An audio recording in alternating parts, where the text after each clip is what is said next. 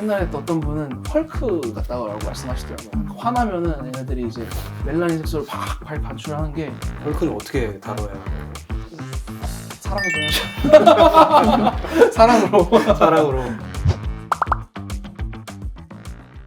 조금은 덜 익은 생각들을 나눠보는 시간, 반숙회담의 김동준입니다. 박시영입니다. 오늘은 제가 아주 귀한 게스트이자 절친한 친구이자 제가 아는 사람 중에 가장 똑똑한 사람이자 국가 전문의 원장님 손일 원장님 게스트로 모셨습니다. 네, 오전 환영합니다. 환영합니다. 네, 오늘은 어떤 유익한 얘기를 좀 들려주시려고 반숙회담에 나와주셨을까요? 이제 곧 여름이고 색소에 대한 고민이 많아지는 시기인 것 같아요. 근데 의외로 내 피부에 맞지 않는 치료를 받고 있는 경우가 너무 많더라고요. 그래서 오늘은 색소 유형별로 어떤 치료가 맞는지, 그리고 왜 토닝을 받아도 효과가 없는지 그 이유까지 이야기해 보려고요. 오, 아주 유익한 준비를 해주셨네요.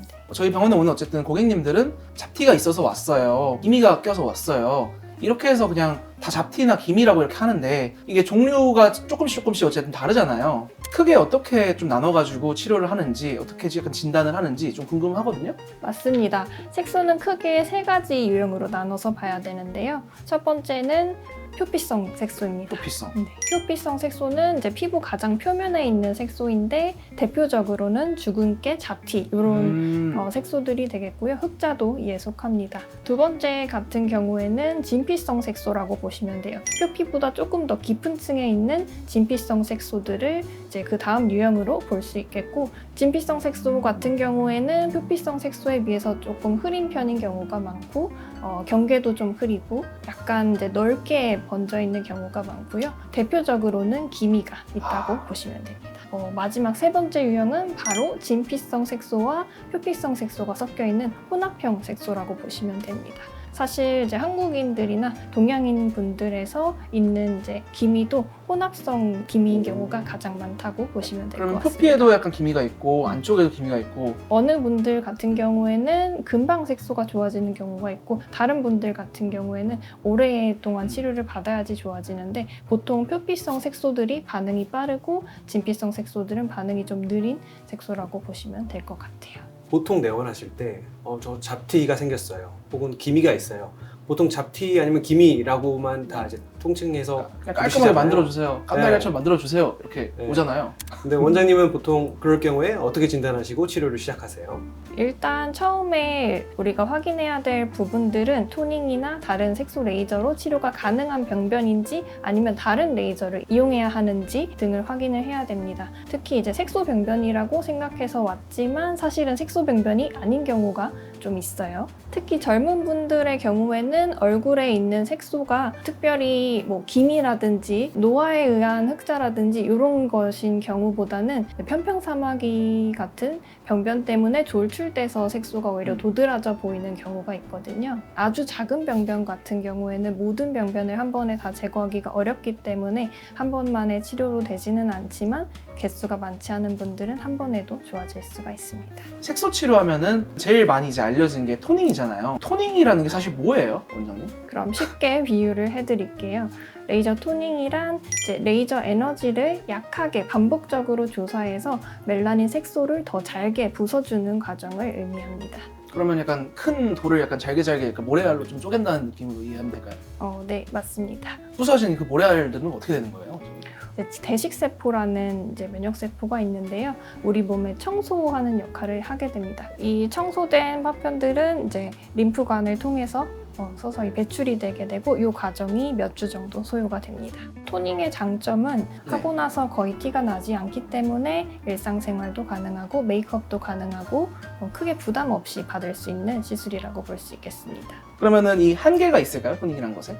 레이저 토닝은 이제 앞에서 말씀드렸듯이 약하게 에너지를 반복적으로 조사하는 방식이기 때문에 치료 효과가 좀 더디게 나타나는 편이고요. 또 특정 색소만 골라서 파괴할 수 없다는 점이 단점이 되겠습니다. 그러면 치료받을 때 주의할 점이나 이런 것들이 좀 있을까요? 레이저 토닝 치료 같은 경우에는 인내심을 가지는 게 가장 중요한데요. 더 빠르게 효과를 보고 싶어서 더 강한 치료를 요구하게 되는 경우에는 기미 같은 경우에는 자극을 받아서 오히려 진해지는 경우가 있을 수 있습니다. 바로 없애려고 하는 것보다는 살살 달래가면서 서서히 이제 악화를 최대한 줄이면서 진행하는 것이 좋다고 생각하고 있습니다. 옛날에 또 어떤 분은 헐크 같다고 말씀하시더라고요. 화나면은 얘네들이 이제 멜라닌 색소를 팍 반출하는 게 좀 헐크와도 같다. 헐크는 어떻게 다뤄야 하나요? 사랑해줘야죠. 사랑으로. 사랑으로. 네, 막 애껴주면서 해야죠. 그러면은 한 몇 번 정도 그래도 효과를 보려면은 좀 해야 된다. 기본적으로 이제 색소 치료 같은 경우에는 10회 이상은 권장을 드리고 10회. 있습니다. 그렇다고 10회 안에 다 좋아지는 거는 아니에요. 하지만 이제 보통 뭐 4, 5회 정도 진행하게 되면은 어느 정도 좀 밝아지는 느낌이나 색소가 흐려지는 느낌을 받으실 수 있습니다. 그러면 우리가 토닝을 받을 때 같이 받으면 좋은 시술 혹은 피해야 하는 시술 이런 좀 궁합이 좀 있을까요? 토닝이랑 가장 이제 같이 하기 좋은 시술로는 저는 리쥬란을 꼽고 있습니다. 스킨 부스터류가 네. 토닝과 궁합이 좋은데요. 특히 이제 기미나 여러 가지 색소가 있는 분들 중에서 피부 장벽이 망가졌기 때문에 이런 색소들이 잘 낫지 않고 더 심한 경우가 있습니다. 리쥬란은 피부 재생을 촉진해주기 때문에 그런 지쳐있는 피부에 리쥬란을 주사하는 경우 토닝의 효과가 좀 더 좋아지고 피부도 건강해지는 효과를 볼 수 있습니다. 좀 주의해야 될 점이나 아니면은 토닝 후에 좀 피해야 될 시술들 이런 것도 좀 있을까요?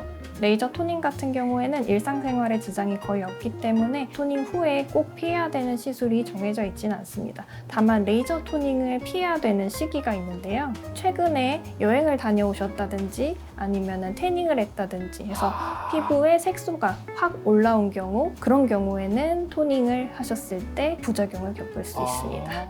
그래서 토닝 치료를 받으시는 분들에게는 항상 자외선 차단제를 듬뿍 바르실 것을 권장하고 있어요. 오늘 꼭 기억해 두셨으면 하는 것이 두 가지가 있어요.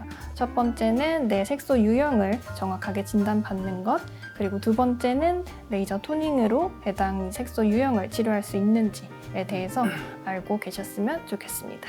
더 궁금한 점은 댓글로 남겨주시면 감사하겠습니다. 지금까지 반숙회담이었습니다. 감사합니다. 감사합니다. 안녕.